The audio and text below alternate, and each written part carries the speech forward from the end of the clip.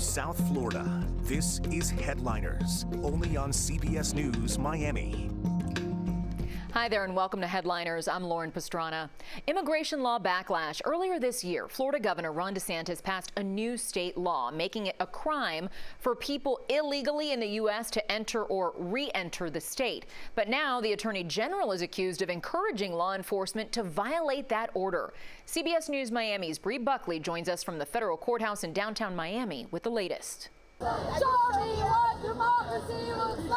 Outside of the federal courthouse on Thursday afternoon, calls for democracy over a new state immigration law that's been temporarily blocked. I hope that the end result is that the state will understand that immigration is a under federal jurisdiction. It's not something that the state needs to be worried about. That rally held before a hearing in front of a federal judge to determine if Florida Attorney General James Uthmeier was in contempt of court for violating the judge's ruling that put a temporary restraining order on State Bill 4C. That bill enacted 2 new state crimes for illegally entering or re-entering the state. The temporary block bans all Florida law enforcement agencies from enforcing that law.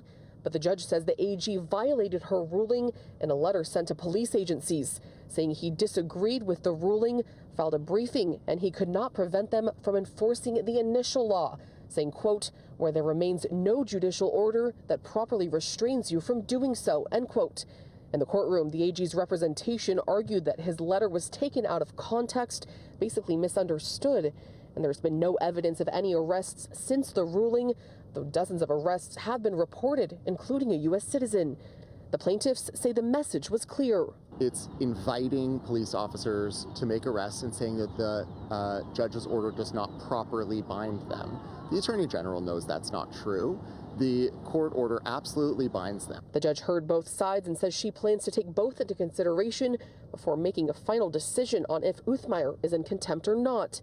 David Weinstein, former state and federal prosecutor, weighing in on what it could look like if she rules that he is. He's found to be in civil contempt. There can be a fine, potentially a referral to the Florida bar because he's licensed to practice as a lawyer here in Florida. If the judge finds that this amounted to criminal contempt, she'd refer the matter over to the U.S. Attorney's Office for further prosecution. I did talk to the attorneys representing the Attorney General. They said no comment at this time, no word on how long it will take the judge to make her decision. In downtown Miami, Bree Buckley, CBS News, Miami. It's been several months since a commercial airline has landed in Port-au-Prince, Haiti, leaving many Haitian Americans who want to go to Haiti stranded. CBS News Miami's Tanya Francois spoke to some of them who say they are desperate to get back. As soon as the airport is open, and I will go back because they are waiting for me. So I'm more effective in Haiti. This is hard to say. I may go, they may kill me too, but this is my country. The Regards are stuck in Miami. Last November, Spirit Airlines plane was shot as it was coming in for a landing. The couple say despite the ongoing violence, the murders, and constant mayhem, their other home is where they want to be. Life in Haiti is very hard, very tough. There is no life. Their children cannot go to school. They're not safe. There is no hospital. They destroy everything. And still you want to go back? Yeah, I want to go. This is my country. The couple run a church, orphanage, and school. The orphanage has 50 kids in it, the school a few hundred more. I dedicate my life to stay in Haiti, to minister to the God people in Haiti, and to help mostly children. The airport in Cap Haitian is open. One airline flies in and out. It sits on the other side of the country from Port-au-Prince. Another man who is also stuck in Miami says the violence is keeping him from going home. By normal road, it's very dangerous to get Port-au-Prince. That was CBS News Miami's Tanya Francois reporting. 3 children have died in 2025 from being left in hot cars. That's according to the nonprofit Kids and Car Safety. With temperatures continuing to rise, Florida Highway Patrol and local fire departments are warning parents. CBS News Miami's Nakaya Carrero has the story. The Florida Highway Patrol wants parents to be smart this summer, not leave their kids inside of cars, because while the temperature is always hot outside, it's always hotter inside. I think most parents sometimes find themselves in a situation where they need to run somewhere really quick and leave the child in the car. And so I think it's really important to always be vigilant and know that that's not the right thing to do. As a mother of a toddler, Michelle McCoy says she understands how parents can get wrapped up in everything going on around them.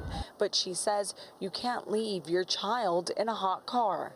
If you have to do it, make sure there's someone in the car. The child is not by themselves. This is South Florida. It's hot.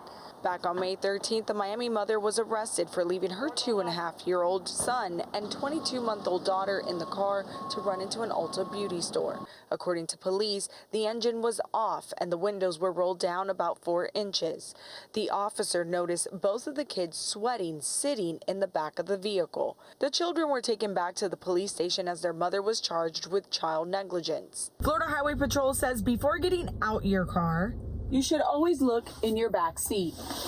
They also want people to keep one thing in mind. Make sure you look before you lock your door.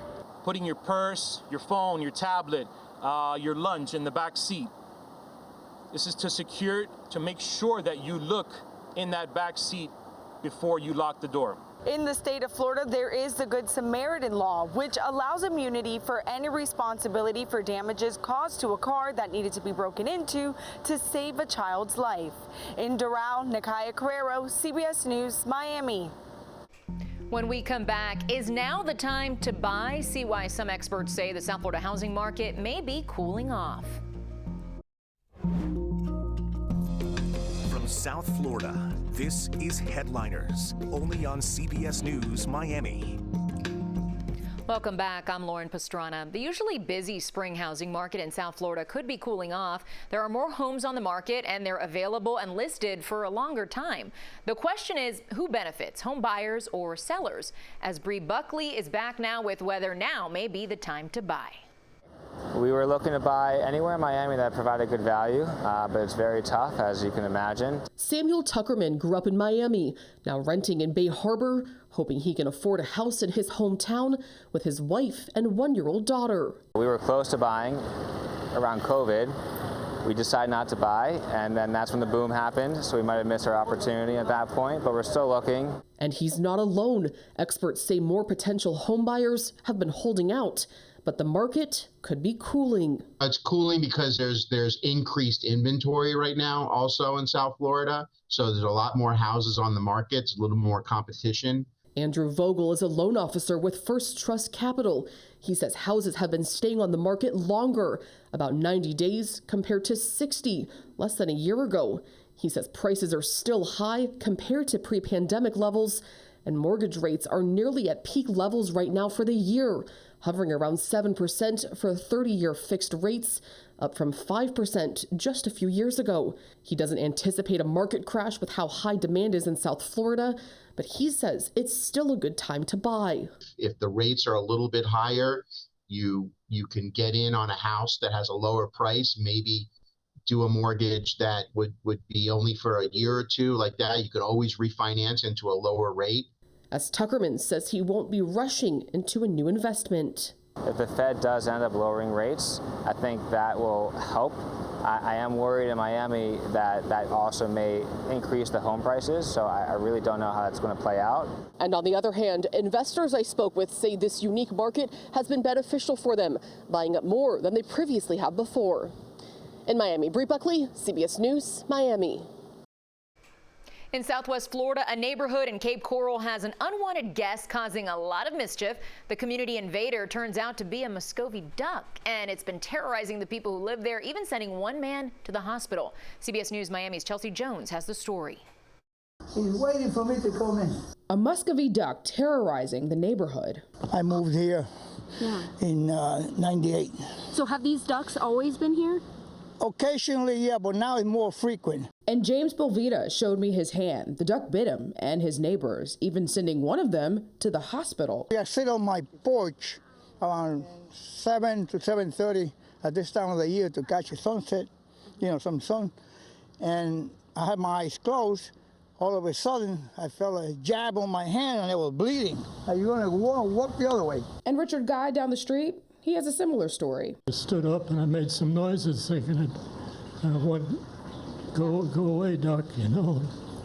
Next thing I know, its wings come out, you know, and like it was going to attack me. Here's James peeking out on the porch as the duck tried to come inside. We reached out to the Florida Fish and Wildlife Conservation Commission, and they said, quote, Muskabe ducks are protected under the Migratory Bird Treaty Act, but the U.S. Fish and Wildlife Service has issued a control order allowing control of Muskabe ducks and their nests and eggs in areas outside of their natural range, which is actually Texas. FWC says the ducks must be humanely killed or donated to educational or scientific institutes. But for James, he says being on a tight budget with his fixed income, paying for a trapper just isn't in the cards. And they're actually committing injury to individuals they should get rid of.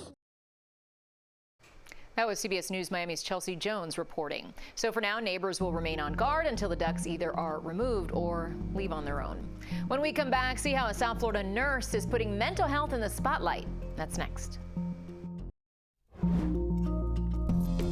From South Florida, this is Headliners, only on CBS News Miami. Welcome back. I'm Lauren Pastrana. It's Mental Health Awareness Month, and a South Florida nurse is putting mental health and wellness in the spotlight with books written for children. She began her career treating kids who were deeply scarred by trauma. CBS News Miami's Larry Seward met this RN who now puts those techniques, research, and her heart into a project attacking one of mental health advocates' biggest challenges and making Miami proud. Our friend Maya feels sad. Reading into Michelle Valcourt's words. Can you help her? Question Rose. You find fictional stories for children so real. That's incredibly powerful. South Florida's leading mental health advocates hardly want to turn the page. So I was like, if I can have something for these kids, like a foundation as they're younger, it will make an impact as when they become an adult. Valcourt is a mom and registered nurse moonlighting as an author. So my first job was a mental health nurse. Some of the kids were, 7 years old. They're pulling out knives on their parents, or they have a court case against them, or they're being raised around drugs. You hear them pouring out their heart out like, oh, I want my mommy, I want my daddy, I don't want to be in the foster care. So with that, it was like, wow, if these kids had some type of guidance or someone positive around them or someone that they can speak to, they may have not went that route. So in between shifts at the hospital, I think you should talk to Mrs. Williams, our school counselor. Valcourt poured her heart into writing, injecting each page of her first book with techniques and research, hoping to open doors for children battling trauma. In Jeremiah's journey, a boy battling anger learns to manage thanks to advice from grown-ups and support from peers. He used the breathing techniques. He was able to woo-saw, count to 7 to distract his mind from being angry. For this author, daughter of a Haitian migrant raised in a single-parent home, Maya's positive mindset, a story on how to overcome sadness, is personal. My mom and dad divorced when they were younger, and I didn't have no one to talk to. So I did feel, I would say depressed, but I was a little sad. But this story particularly was just showing Maya that even though mom and dad are not together, you still have the opportunity to still be with dad. Dad still picks you up after school. Dad still takes you to the party. He's still involved. The strategy behind both books attacks what the National Alliance on Mental Health calls a crisis, teens and youth suffering silently. That is the biggest obstacle. It's parents have a very hard time recognizing that their child might need that kind of help. Like in our culture, the Haitian culture, they just, brush it off, you'll be okay. Page by page, Valcourt hopes to make a difference, but the way mental health advocates see it, she's already making Miami proud. Larry Seward, CBS News, Miami. Graduation season is here, and we're introducing you to the youngest person to ever graduate from Miami-Dade College. CBS News Miami's Erica Gonzalez is looking into how the high-achieving 14-year-old superstar made it happen and his surprising source of motivation. There's something special about the anticipation of summer break. For many, it means carefree days spent playing outside, taking a dip in the pool, sleeping in. But 14-year-old Noah Thomas is looking forward to hitting the lab. I'm going to see if I can do research with one of my old physics professors from 2 semesters ago.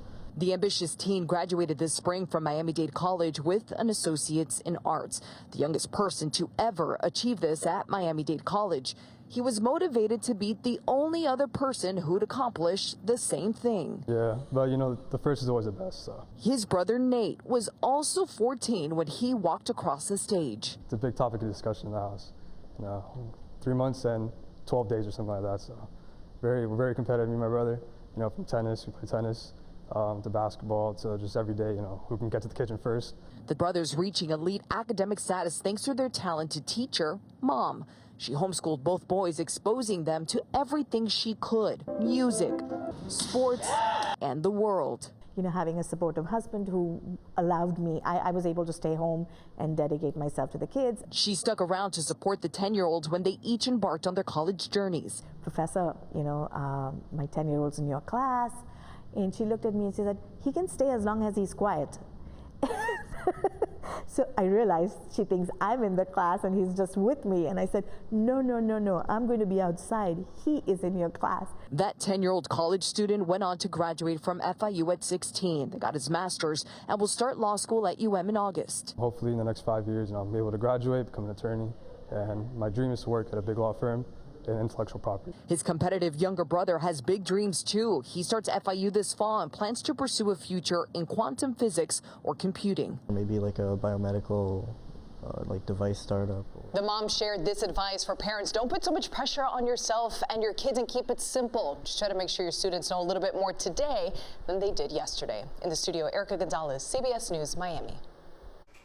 Thanks for joining us for this half hour on Headliners. Remember to keep it on CBS News Miami for up-to-the-minute breaking news and weather 24 hours a day. Make it a great one.